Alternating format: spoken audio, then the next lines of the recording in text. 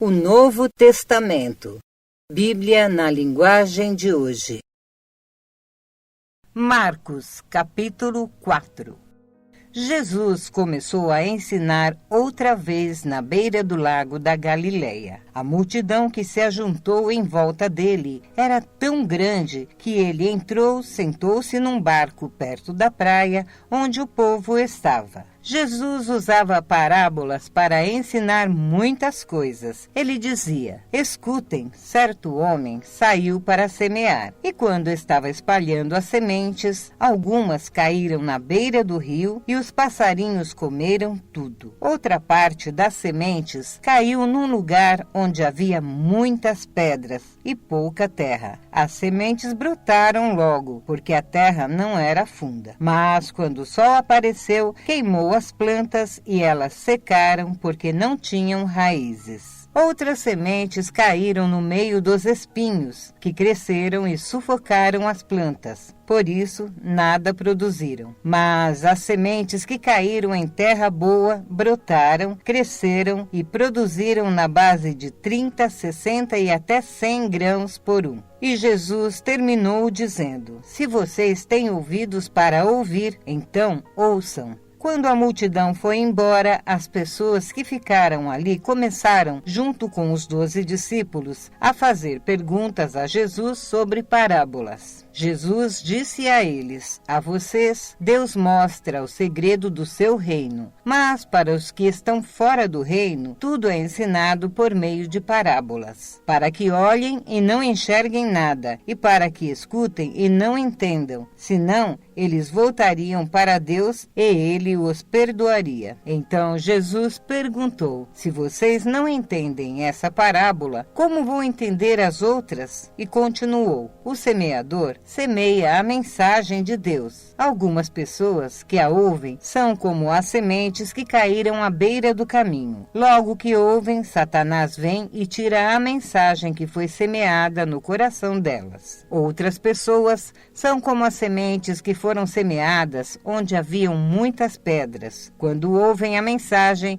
eles a aceitam logo com alegria. Mas depois de pouco tempo, essas pessoas abandonam a mensagem porque ela não criou raízes nelas. E quando por causa da mensagem chegam os sofrimentos e as perseguições, elas logo abandonam sua fé. Ainda outras são parecidas com as sementes que foram semeadas no meio dos espinhos. Elas ouvem a mensagem, mas quando aparecem as preocupações deste mundo, a ilusão das riquezas e outras ambições, estas coisas sufocam a mensagem e ela não produz frutos. E existem aquelas pessoas que são como as sementes que foram semeadas em terra boa. Elas ouvem, aceitam a mensagem e produzem uma grande colheita, umas 30, outras 60 e ainda outras 100 vezes mais do que foi semeado. Jesus continuou: por acaso alguém acende uma lamparina e coloca debaixo de um cesto ou debaixo de uma cama? Claro que não. Para iluminar bem, ela deve ser colocada no lugar próprio, pois tudo que está escondido será descoberto, e tudo que está em segredo será conhecido. Se vocês têm ouvidos para ouvir, entendam. Ouçam. Disse também: cuidado com o que vocês ouvem. Deus usará para julgar vocês a mesma regra que vocês usam para julgar os outros, e com mais dureza ainda. Quem tem receberá mais, mas quem não tem, até o pouco que tem será tirado dele. Jesus disse: o reino de Deus é como um homem que joga a semente na terra. Quer ele esteja acordado, quer ele esteja dormindo, ela brota e cresce, sem ele saber como isso acontece. É a própria terra que dá o seu fruto. Primeiro aparece a planta, depois a espiga e mais tarde os grãos, que enchem a espiga. Quando as espigas ficam maduras, o homem começa a cortá-las com a foice, pois chegou o tempo da colheita. Jesus continuou: com que podemos comparar o reino de Deus? Que parábola podemos usar para isso? Ele é como uma semente de mostarda, que é a menor de todas as sementes sementes, mas depois de semeada,